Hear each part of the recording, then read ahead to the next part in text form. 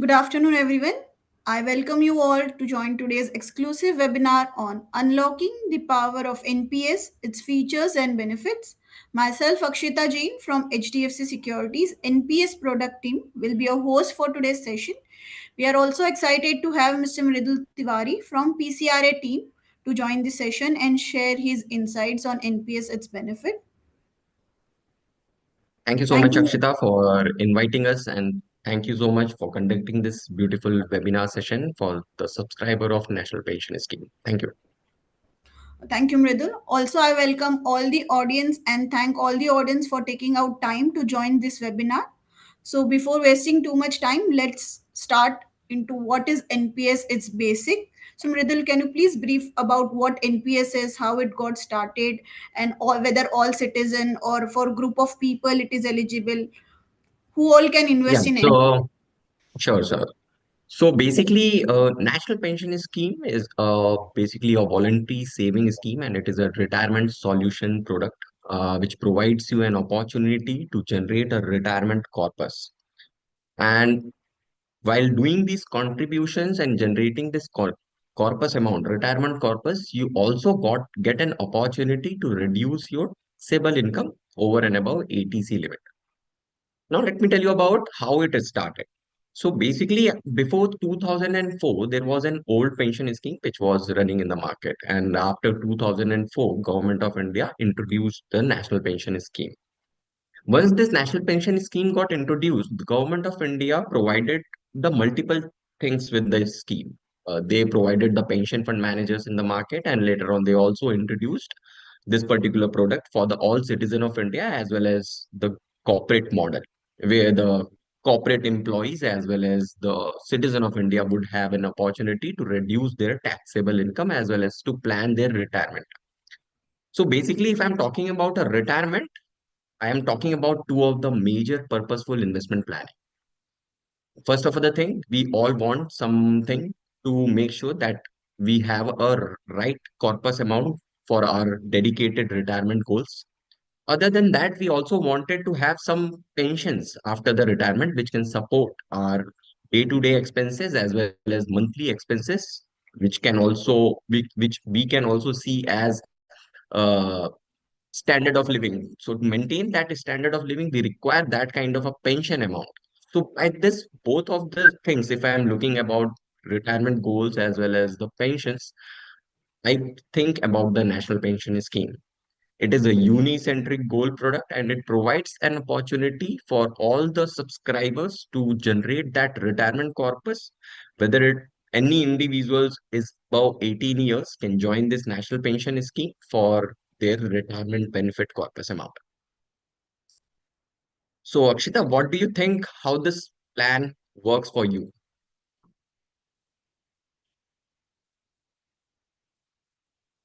So, Mridul, NPS is a great option. While this help for saving tax, it is also create a retirement corpus for us. Since earlier the government employees were getting pension and the corporate employee were not having an option to get any pension, right? So NPS is a disciplined way to save the amount and create a retirement corpus. So after the age of 60, they can get a pension, monthly pension. Exactly. So there's a confusion about there are two types of account in NPS, right? So which account is mandatory, which account should an investor open if they wish to invest in NPS? So basically what happened in NPS that subscriber has to get registered into it. Once they get into registration, once they get registered with the National Pension Scheme, they receive a permanent retirement account number. So this permanent retirement account number provides two of the accounts. Within the same permanent retirement account number, PRAN number, any subscriber and the individual can have a two types of NPS account, where tier 1 NPS account is mandatory and the tier 2 NPS account is an optional account. When I talk about a mandatory account, basically it is a retirement account. It is a pension account. Basically, the subscriber who will be planning for the retirement, they have to mandatorily choose the tier 1 NPS account. And all the tax benefit toward this tier 1 NPS account ag- is completely on the contribution toward tier 1 NPS account. Other than that, In the tier 1 NPS account, the subscriber would be able to contribute voluntary by themselves, as well as they are also allowed to contribute through their employer, because I just informed you that there is a corporate model where the subscriber can choose to contribute. So basically, the tier 1 account is the only account where the subscriber gets an option to contribute voluntary as well as through their employer. Okay. Other than that, there are limited withdrawal facility with the National Pension Scheme Tier 1 account, just because this is a default pension account and it is utilized for the retirement planning. So it's a basically a there are less withdrawal parameters toward the National Pension Scheme Tier 1 account. The annual contribution which is required to keep your NPS Tier 1 account active is 1,000 rupees. So basically, I can also say that with the minimum contribution of 1,000 rupees as well, any subscriber can start their retirement planning with the NPS Tier 1 account. And whenever I will be going to contribute toward this NPS Tier 1 account, I can contribute with the minimum of 500 rupees as well. Although there is unlimited frequency of contribution any individual can do with the NPS Tier 1 account. Okay. Now let's talk about the Tier 2 NPS account. Basically, it's an investment account and it is an optional account. And basically, what happens in the NPS Tier 2 account, that subscriber can utilize it for their liquidity purposes. So basically, if any subscriber is looking ahead for short-term investment planning or purposeful investment planning for 3 years, 5 years, they can utilize the Tier 2 NPS account and start their investment planning with it. And by the case, if they find out that the surplus fund, what they have generated with the tier 2 NPS account, they are also allowed to transfer that particular fund to tier 1 NPS account. So it's only a one-way switch which is possible. From tier 2 account, you can transfer your fund to tier 1 account, but you are not allowed to transfer your tier 1 account funds to tier 2 NPS account. Other than that, there are no tax benefit with the tier 2 investment account, and there is no withdrawal restrictions as well. So basically, if I'm contributing today in the tier 1 tier 2 NPS account, I can withdraw by tomorrow as well. So there is no withdrawal restrictions and there are no charges to open a tier 2 account. So you can contribute. So once you have opened your tier 2 NPS account with the contribution of 1,000 rupees, it will be active forever. So basically, by using this tier 2 or and tier 1 account simultaneously, the subscriber can opt out to generate a better retirement corpus, because both of the queries of any of the subscriber get dissolved over here. That the subscriber is able to do the investment planning for a couple of years, as well as they are allowed to. They are also having a chances to work out for their retirement journey. That's great, Mridul. So with a single brand, the subscriber can contribute in tier 1 and tier 2 account, as well as in both the account, they can make a contribution. For tier 1, they can contribute with the voluntary as well as the corporate contribution, while in tier 2, since it's an investment account, we can call it as an investment account, they can do their voluntary contribution, right? Now let's talk about the most interesting thing which everyone loves, that is saving tax. So NPS not only offers saving tax in one basket, but it is offering to save taxes in three different basket, three different section, right? So while talking about the tax benefit, I mentioned that the all the tax benefit is all available with the NPS Tier 1 account. That whatever the contribution you are making toward your Tier 1 account, any subscriber can opt out for the tax benefit until certain limit. Okay. Now let's talk about the tax benefit section. So we are having a tax benefit section over here is ATC.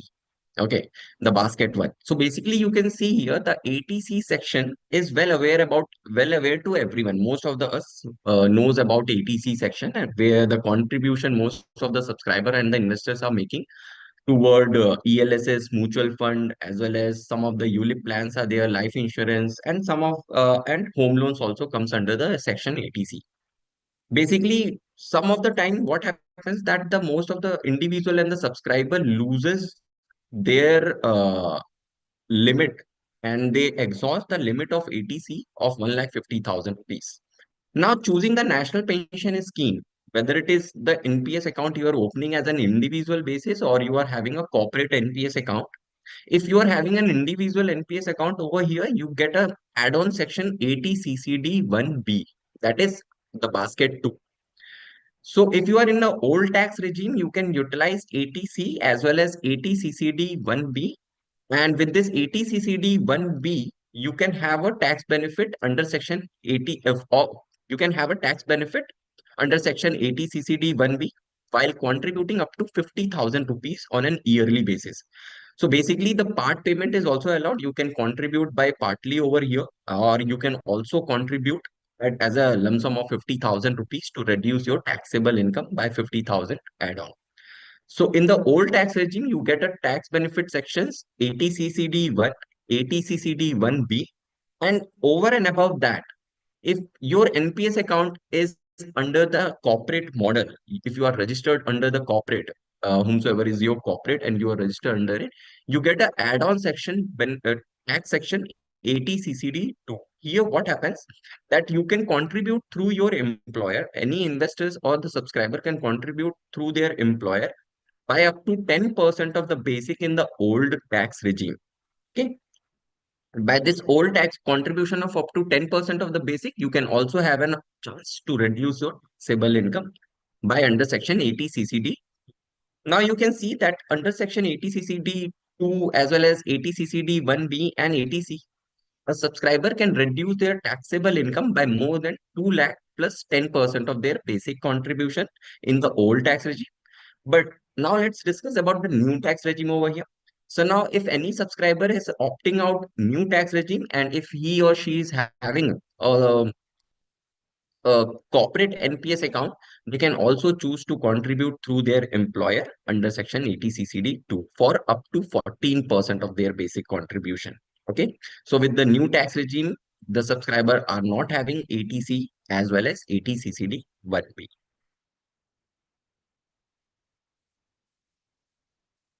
Okay, so Mridul, let's help our audience to give a differentiate between what amount can be saved under old tax regime and under new tax regime.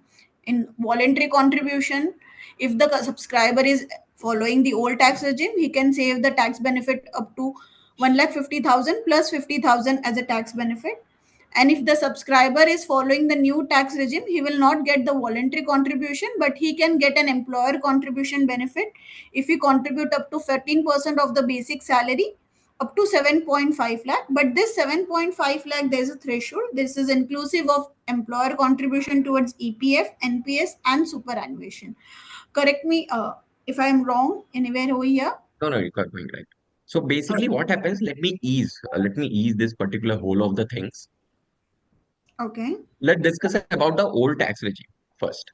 And before that, any subscriber who is having their NPS account on an individual basis, if their corporate is registered under the national pension scheme, those subscribers can only choose to shift their individual NPS account to corporate NPS account, because this is a benefit and the flexibility with the national pension scheme, that if their corporate is registered, they can shift their NPS account.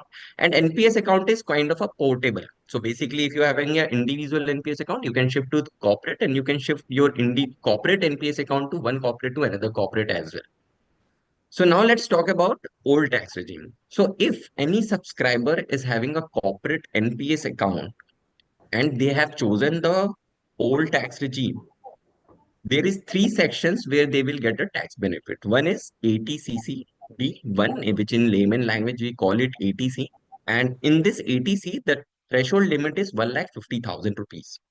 The contribution under ELSS, mutual fund, ULIP plans, insurance, as well as all coming up to or most home loan, all comes under the all contribution comes under the ATC section. Okay. And once any subscriber exhausts this particular limit, they get a section 80CCD1B in the old tax regime, where the voluntary contribution of 50,000 rupees they can do. Now, since their corporate is registered with the National Pension Scheme and they have a corporate NPS account, the subscriber also get an option to contribute through their employer. So basically, in the old tax regime, they can only contribute up to 10% of the basic through their employer, and add on, they will get a tax benefit on the it under section 80CCD2. So basically, in the old tax regime, any subscriber can utilize all these three sections. Okay. Now let's talk about the new tax regime. Okay. Now with the new tax regime, if there is a corporate NPS subscriber, they only have an opportunity. Likewise, any corporate employees whose corporate is registered under the national pension scheme, that subscriber can choose to shift their individual NPS account to a corporate NPS account. And while choosing a corporate NPS account, they can contribute through their employer. And once they able to contribute, they can contribute up to 14% of their basic. So basically, in the old tax regime, only 10% of the basic contribution can be done through the employer. But in the new tax regime, 14% of the basic contribution can be done through the employer. And here in the new tax regime, 80C section and 80CCD 1B, where the voluntary 50,000 rupees of a contribution is going on, that's not available. In the old tax regime only, this all the three section 80CCD 1B, 80C, and 80CCD 2 is available. Okay, so we do have an illustration for our attendees to help them explain it more in a simpler way. Okay. So let's take an example for any of the subscriber, okay, who is a corporate employee as well. So basically, let's suppose there is a 15 lakh rupees of a salary for any subscriber, and I'm dividing the component into two part, basic and the other taxable allowances. And this particular salary structuring differ from corporate to corporate. It might be possible that the basic contribution part is less than the other taxable allowances, or vice versa. It might be possible. So let's take an example that if any subscriber is there who is having a basic salary of 7 lakh 50,000 and the other taxable allowance is 7 lakh 50,000, completing his package of 15 lakh rupees. Now, every corporate goes for the standard deduction of 50,000 rupees if it is older tax regime. And here, the subscriber is allowed to contribute voluntary as well for 50,000 rupees by himself toward his NPS account, and he can reduce his taxable income under section 80 CCD 1B. Now, over and above that, we all have a ATC section as well, where we can contribute under multiple investment products for around 1,50,000 rupees. And once we exhaust this limit, over and above voluntary contribution as well as ATC, we have the tax section 80 CCD 2, where my corporate is registered, so I'm able to contribute through my employer for up to 10% of the basic only. Okay, so you can see here that if I'm having a CTC of 15 lakh rupees, I can reduce my taxable income to 11 lakh 75,000 rupees, and on yearly basis I would be able to save the tax of around 38 to 42,000 rupees. So basically, any subscriber choosing an old tax regime, in the old tax regime, they can have an option to reduce their taxable income under three sections. Now let's talk about the new tax regime. So you can see the example, we are taking the same example, 15 lakh rupees of a CTC over here. Again, now with the same 15 lakh rupees of a CTC, as I have mentioned multiple times in the previous times as well, that in the new tax regime, ATC and ATCCD 1B is not available. Dividing the component into each part, basic as well as other taxable allowances with the CTC of 15 lakh rupees. Uh, Here, the standard deduction we are taking as a 75,000 rupees. And here, as we know, well aware that now we can contribute by up to 40% of basic through the employer. Okay, in the new tax regime. Okay, so basically that's the best part, that whether we are in old tax regime or in new tax regime, we would be able to reduce the taxable income.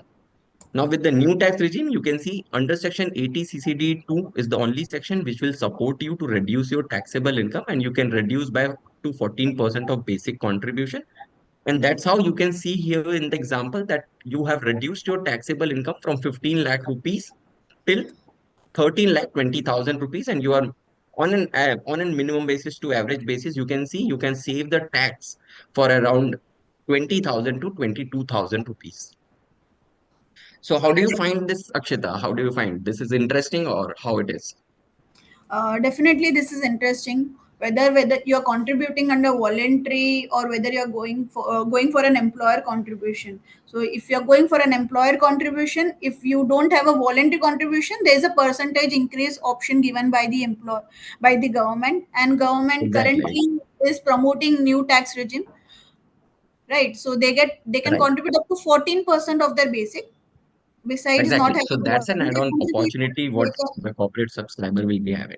yeah, right, definitely. And if any subscriber who has joined today is not having any corporate NPS account, they can also reach out to their corporate to get their corporate registered and Exactly. avail the NPS benefit. So they can also reach out to us for the same. So going forward, we do have a question where this investment amount diversify, in which asset classes where the investment amount go, and how they can get the return accordingly.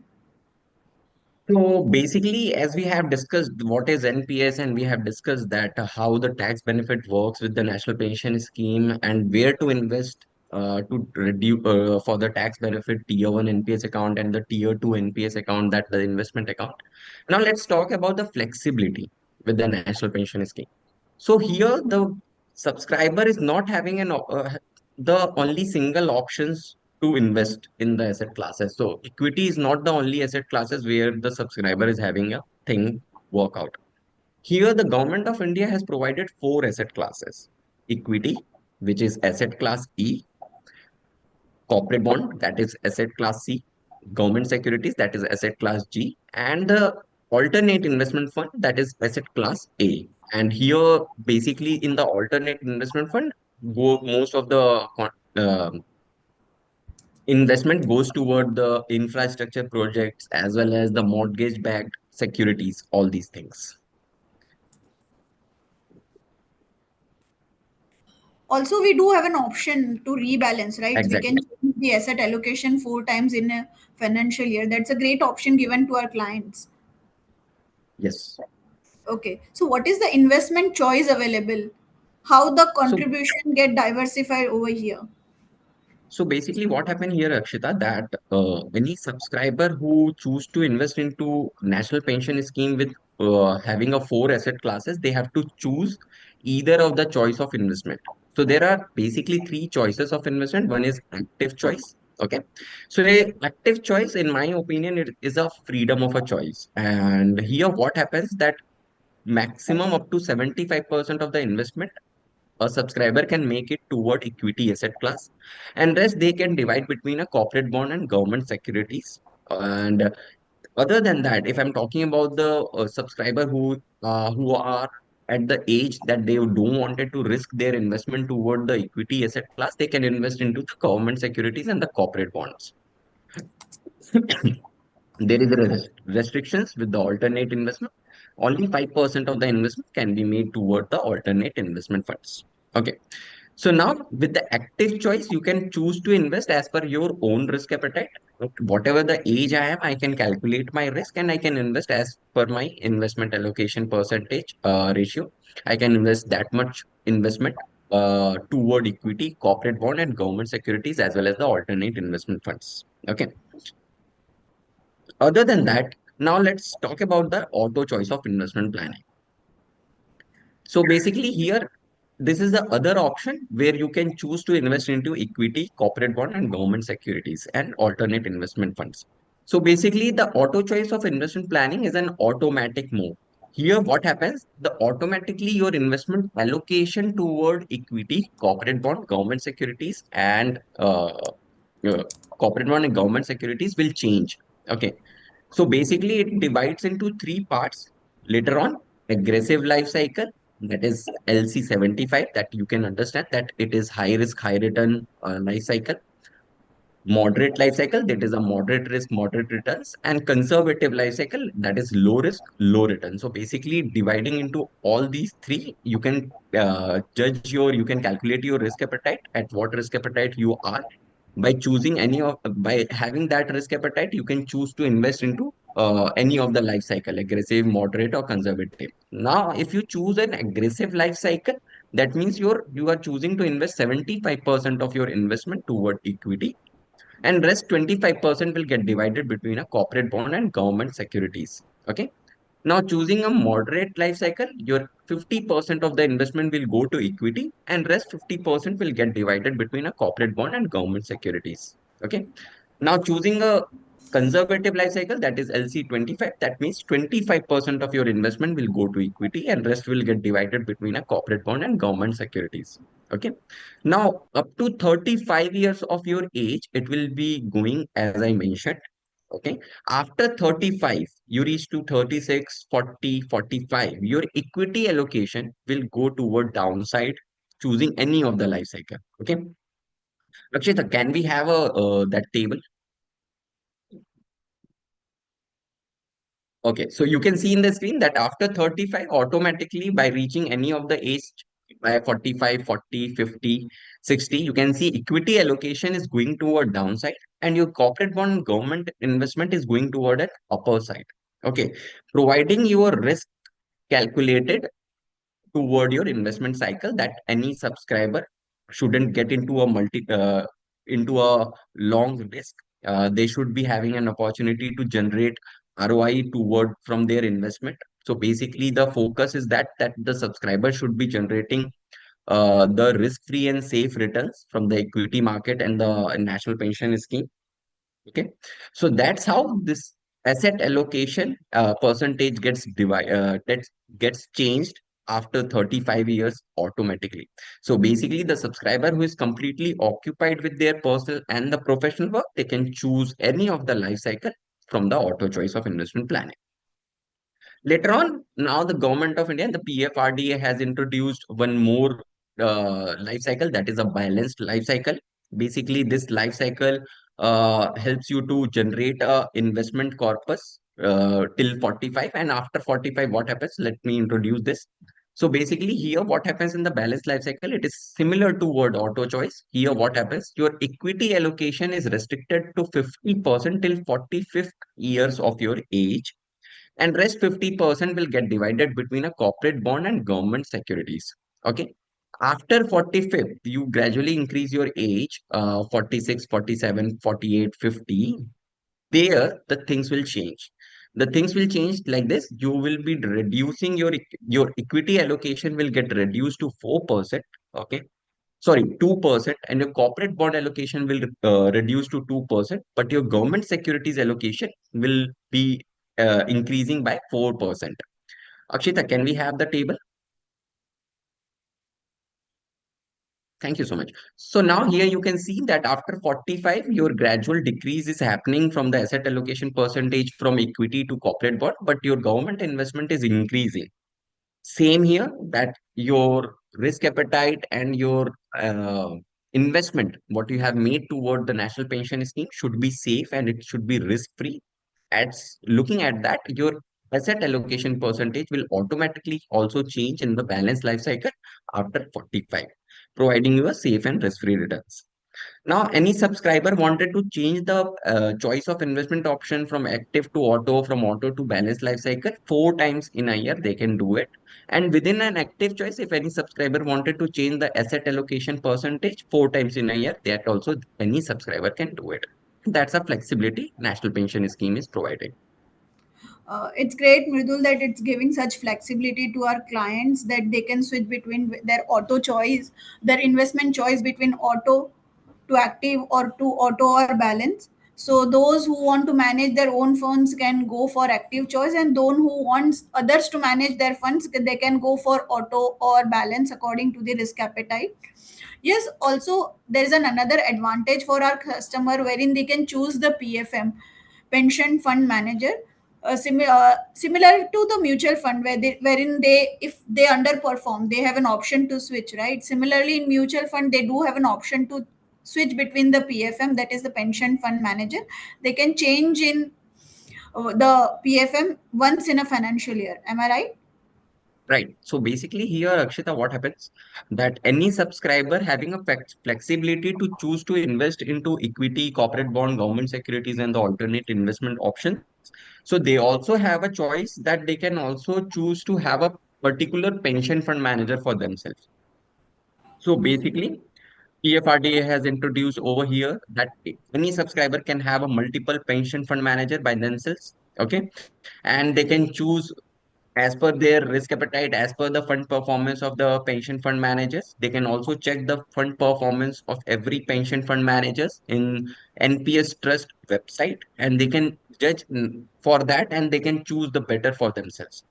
As well as if any of the pension fund managers going ahead providing them an losses or not providing them a better returns, they can also change their pension fund manager once in a financial year. Okay. What about liquidity, Mridul? When a clients take an exit or take a partial withdrawal, what amount will be exempted from tax? That's a nice question. So basically, as I mentioned, the restrictions is with the tier one NPS account. That there are the withdrawal restrictions. Now, how it works. So let's talk about the liquidity, which we can work it out with the NPS tier one account. Basically, what happens here with the National Pension Scheme tier one account? One of the facilities, partial withdrawal facility. Okay, here what happens that any subscriber have completed 3 years after their registration, they are allowed for partial withdrawal, and 25% of their contribution they can withdraw tax free. Okay, NPS is completely triple E tax exempted plan. I wanted to let you know that it is triple E tax exempted. Investment is tax free until certain limit. We have discussed the tax benefit part. Return on investment is completely tax free, and when you go for a withdrawal, that will be also tax free.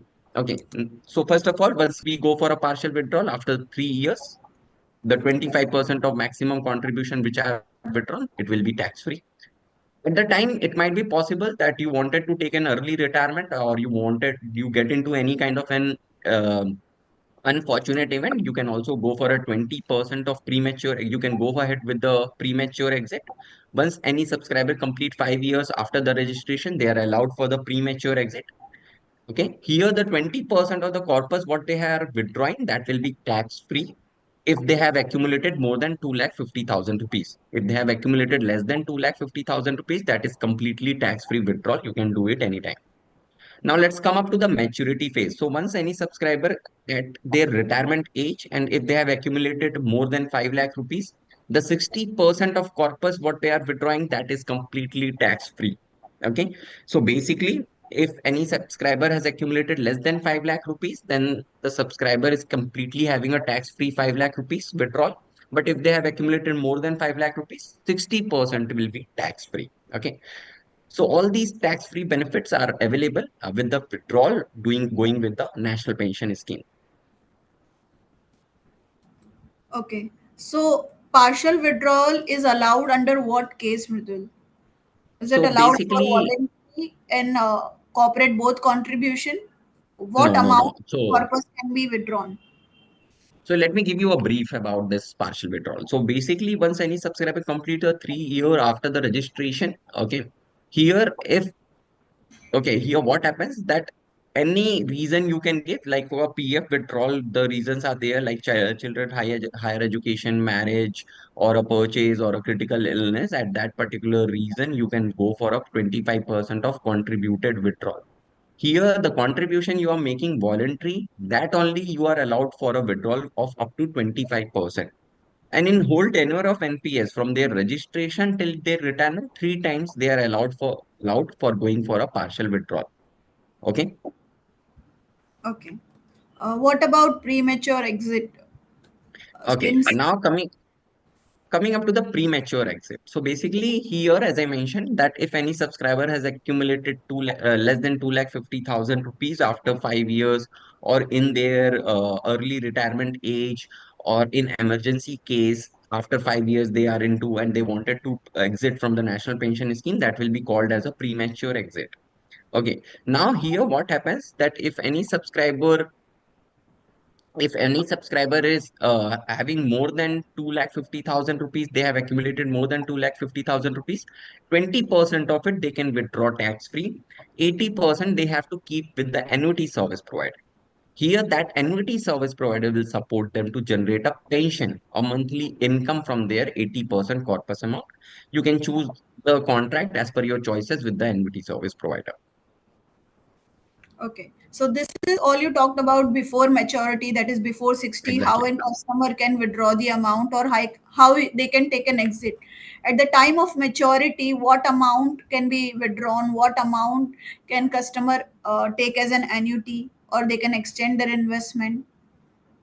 So basically, what happens at the maturity that any subscriber can go for the exit with the national pension scheme, as well as they can also go for a deferment as well as continuation. Okay, now let's talk about the exit.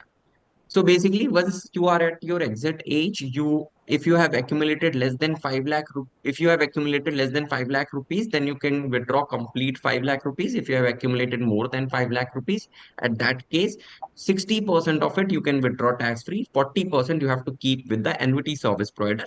That will support your monthly expenses as well as the pension. And you can choose the annuity as per your choices. And the 60% what you are withdrawing, if that particular amount you don't want it to utilize, okay, you are not having that kind of a retirement goal, or you wanted to reinvest, that you can go ahead with that as well. So there is a sequential lump sum wealth planning which you can do with the NPS. You can reinvest it, and you can work out with the sequential wealth planning for your 60% corpus amount, and whatever the you are investing again toward the national pension scheme. Here you will be also generating 10 to 11% of ROI from there.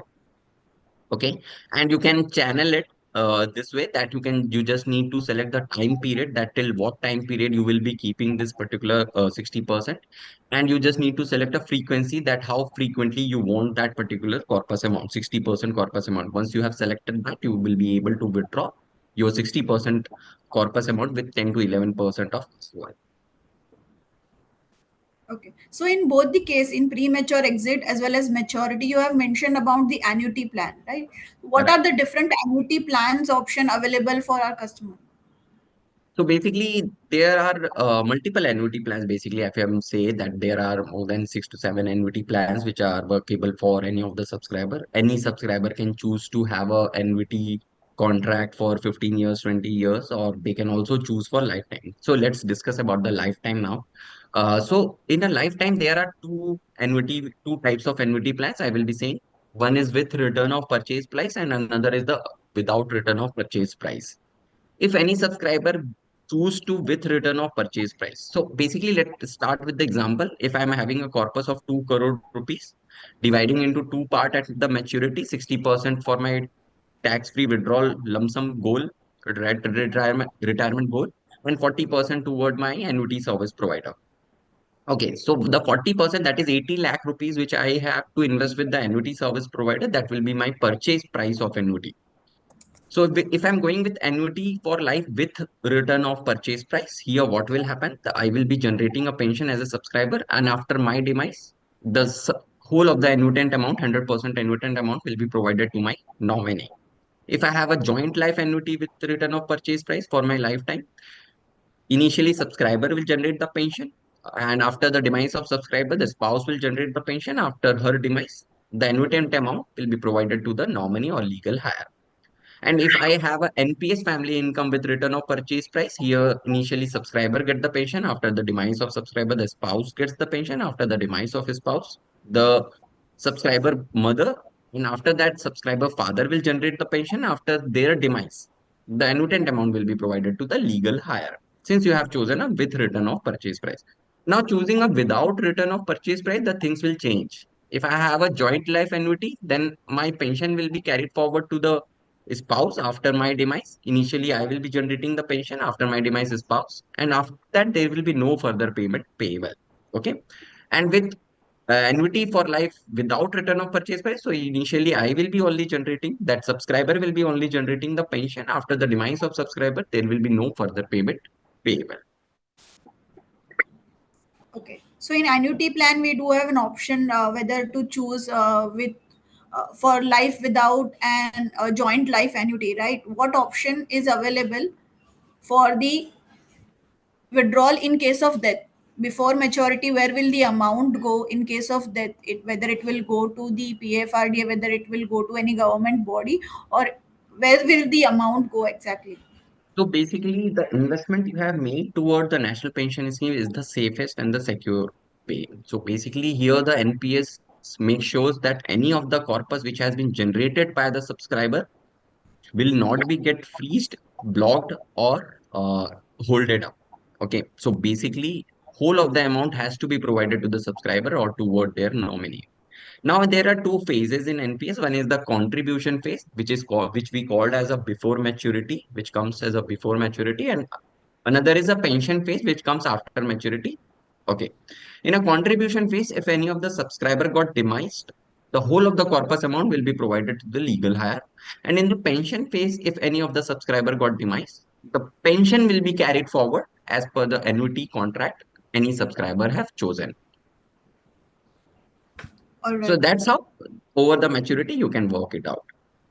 Okay, so given the benefit of all NPS, it's better that you can start investing soon in an NPS so you can get a lead in your retirement corpus.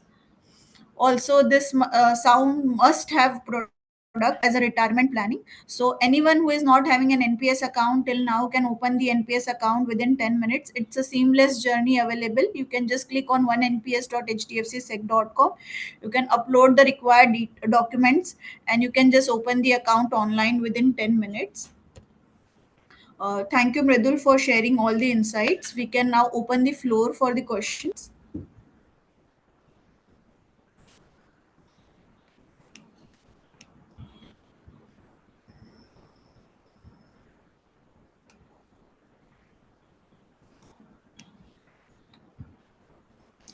So we have a question from Mr. Mohit Garg.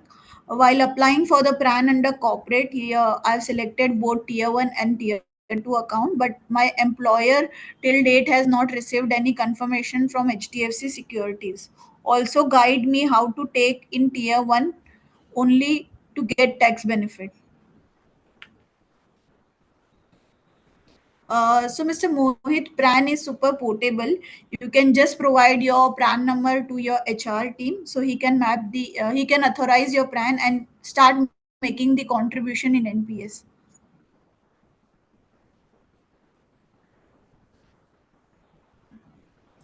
We have a question, Ms. Mridul, from Mr. Vinayak. How much is the ROI and CAGR we should expect in NPS with their conservative mind? If one enter NPS at 54 year of age, will it be good or regular EPF is better? So that's a very nice question. Thank you for asking me that question, sir. Here, what happens that if any subscriber is at their age of 56, 57 in the national and they are looking ahead to join the national pension scheme, they can go ahead and choose the national pension scheme because here what they will have that government securities and corporate bonds are there where the subscriber is having an average return of 9 to 11%. Okay, and with the national pension scheme, they are also having an option for the deferment and the continuation. If any subscriber is choosing to continue with the NPS, they can continue till 75 years. So the subscriber who are joining late, they can go ahead for the contribution till 55, 65 and 70, and they can utilize the corpus amount, as well as if they are finding a risk while contributing toward whole of the amount toward equity asset class, they can go ahead to choose government securities and the corporate bond, and in safe way they can go ahead to generate that kind of a corpus. And if I am just comparing between EPF and other than that EPF, as well as if I'm comparing toward the national pension scheme, I wouldn't go for it. There is a diversification of income people and the investor does. Basically, I'm not choosing a single place to invest and risk my whole of the portfolio. I'm choosing a multiple investment product as well as the multiple investment planning product for my all types of goal, short term, long term, mid term goals. And by choosing all of these goals, I can go ahead to choose EPF as well as the national pension scheme as well as the stock investments to go ahead for the better corpus amount generation for having a nice retirement journey. Okay, so we have add-on question from Mr. Vinayak. Can I also transfer from EPF to NPS? Okay. So basically, that facility is not available. So I just wanted to let you know that EPF is mandatory. Basically, it's a thing. working of pension scheme which has came from the government of India, and it is a mandatory side.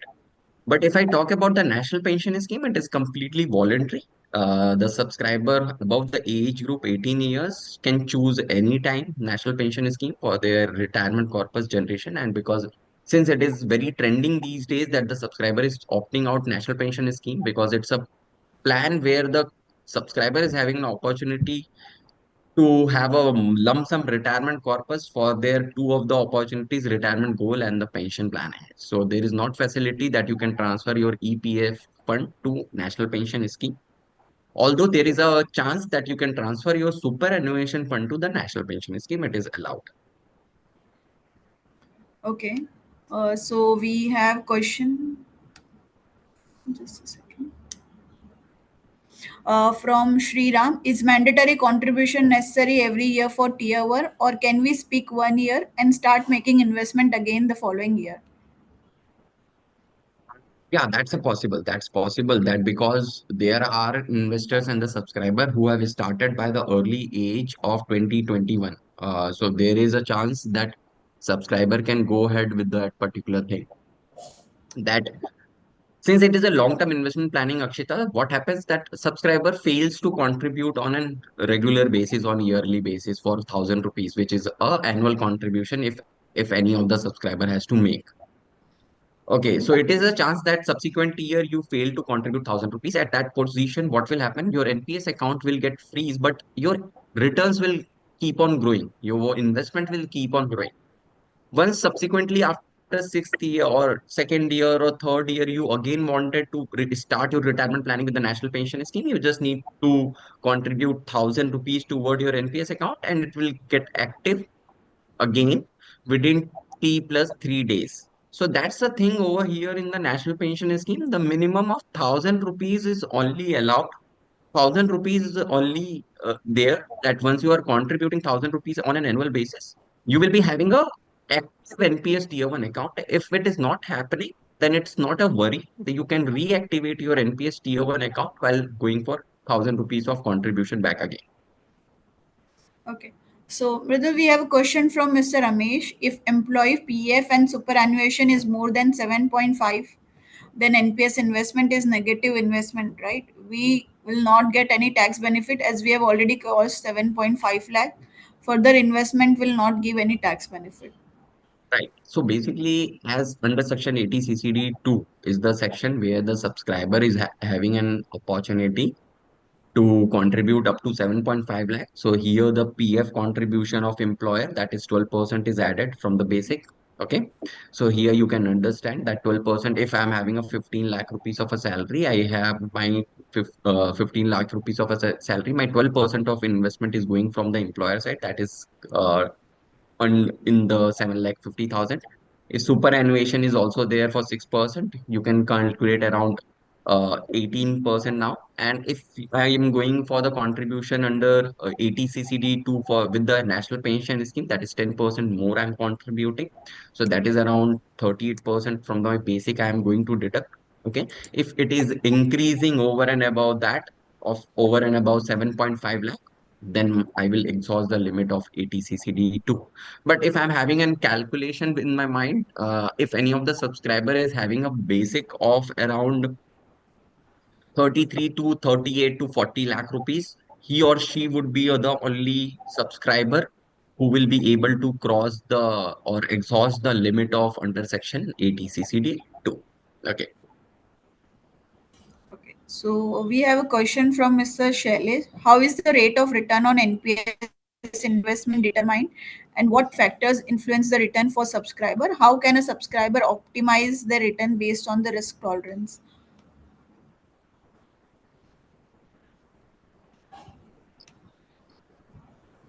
So Mr. Shailesh, So I'll be basically, mentioning the link. yeah, yeah, continue. You can, if you can continue if you want to. No, I just mentioned I'll be just posting the link in the chat box of the past performance so they can check the return on the investment under Exactly. each asset class.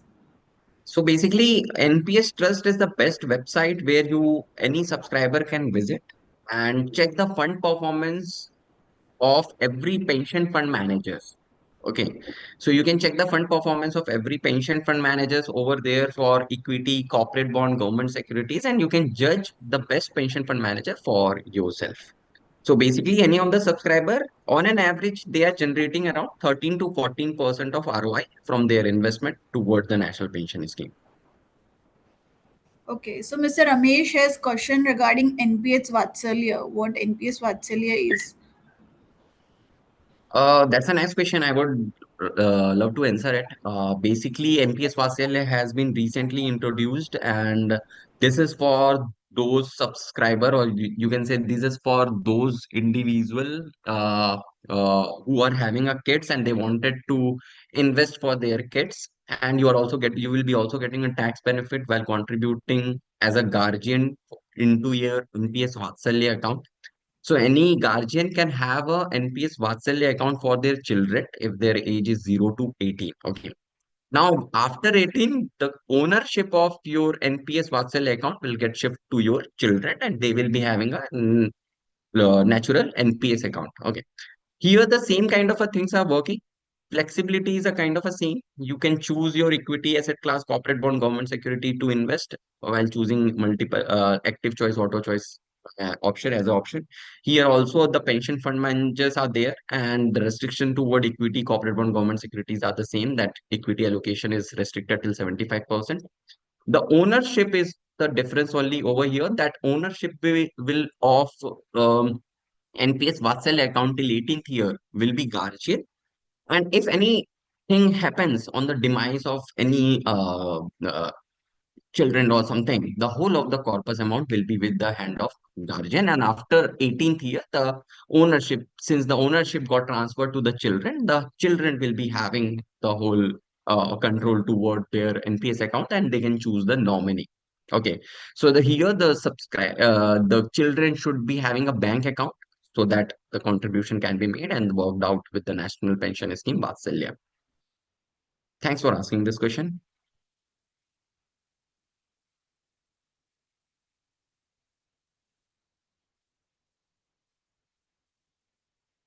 Your voice is not audible, Akshita. So sorry. Thank you, Mridul, for sharing your insights on NPS. We have tried to answer all the questions in the chat box. However, additionally, I have mentioned all the respective contact metrics and the email ID, so you can connect on that email ID or on the contact number for your queries. We'll come again with another webinar on NPS. So stay tuned. Thank you everyone for joining. I'll thank my audience to take time to join the session, and also thank you, Mridul, for joining and sharing your valuable insight on NPS. Thank you, everyone. Thank you so much, Akshita, for inviting me to conduct this NPS webinar with HDFC Securities. Thank you so much. And thank you so much for having a brief discussion, illustrative discussion about the National Pension Scheme from last webinar. Thank you so much. And going ahead, let me know for any support you guys require for the National Pension Scheme. Thank you so much. Thank you, everyone.